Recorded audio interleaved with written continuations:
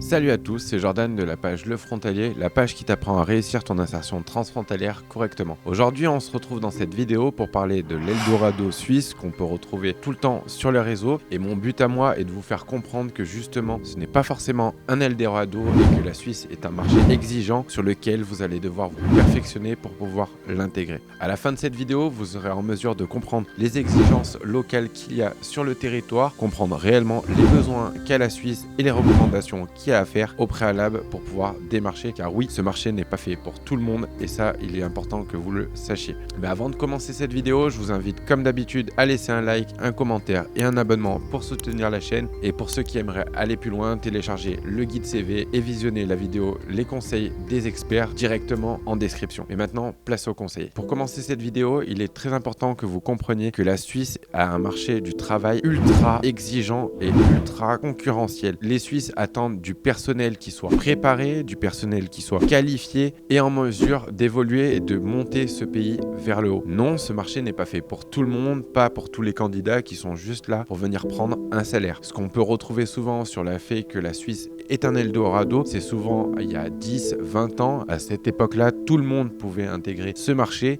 mais maintenant il y a des exigences bien supérieures dues au fait du nombre de personnes qui désirent se développer sur ce territoire. Donc préparez-vous avant vos entretiens, préparez-vous avant de venir en zone frontalière.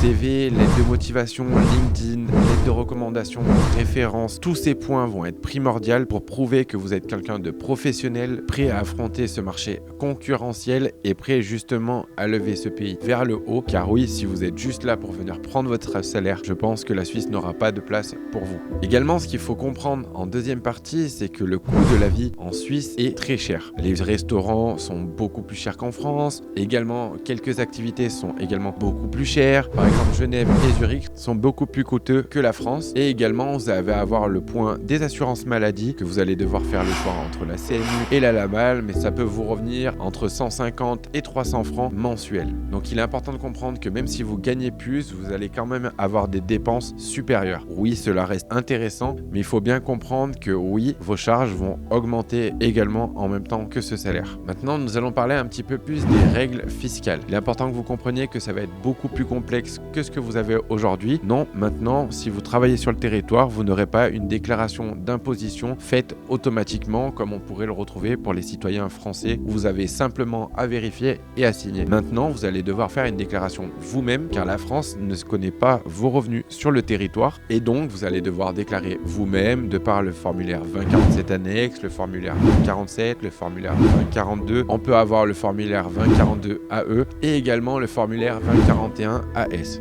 Comme vous pouvez le voir, énormément de formulaires en fonction de votre situation à remplir annuellement et que pour bien évoluer sur le territoire, il va falloir bien comprendre quelles sont les règles fiscales, sur quel canton vous êtes assujetti et quel type de frontalier vous êtes. Par exemple, un frontalier journalier dans le canton de Vaud sera imposé en France. À Genève, peu importe si on est frontalier journalier ou semainier, on sera imposé en Suisse. Et par exemple, le canton de Vaud, pour retourner là-bas, si on est frontalier semainier, on sera imposé en Suisse. Chaque formulaire sera adapté à la situation car nous ne devons pas remplir tous les formulaires, mais en fonction de votre canton, en fonction de votre situation et de tous ces facteurs-là, vous allez avoir certains formulaires à remplir. Donc il est important que vous compreniez au préalable que la gestion administrative de la fiscalité va être beaucoup plus contraignante, mais en contrepartie va être beaucoup plus optimisable également si vous connaissez les règles en vigueur. Également, nous allons parler de l'importance de l'intégration et du réseau. Si vous n'êtes pas prêt à vous intégrer et que vous êtes juste là pour vous imposer, c'est-à-dire que vous êtes citoyen français, vous venez et vous imposez vos règles et votre manière culturelle de vivre, la Suisse n'aura pas de place pour vous. Malheureusement, la Suisse souhaite des personnes qui sont là pour s'intégrer et évoluer professionnellement sur le territoire. De ce fait, si vous êtes en mesure de vous intégrer efficacement, vous allez pouvoir développer un réseau au sein du territoire. Et ce réseau va être la meilleure opportunité pour vous pour pouvoir trouver de l'emploi facilement.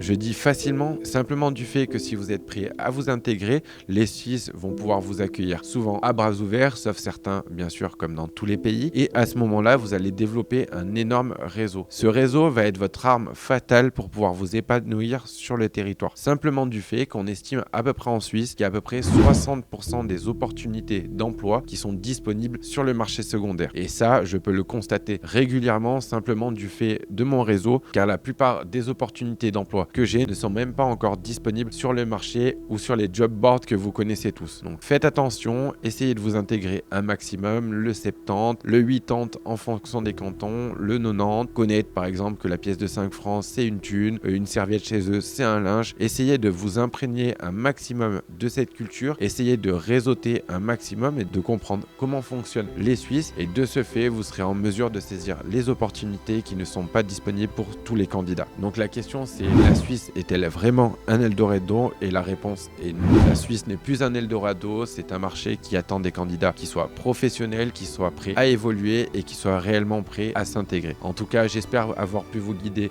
de manière courte et concise dans cette vidéo. Je vous invite à laisser un like, un commentaire et vous abonner, et vous pourrez visionner également le guide CV Suisse sous cette vidéo avec la vidéo les conseils des experts qui pourront vous aider au maximum à intégrer ce marché concurrentiel. Mais maintenant, on se retrouve dans la prochaine vidéo. Allez, ciao ciao!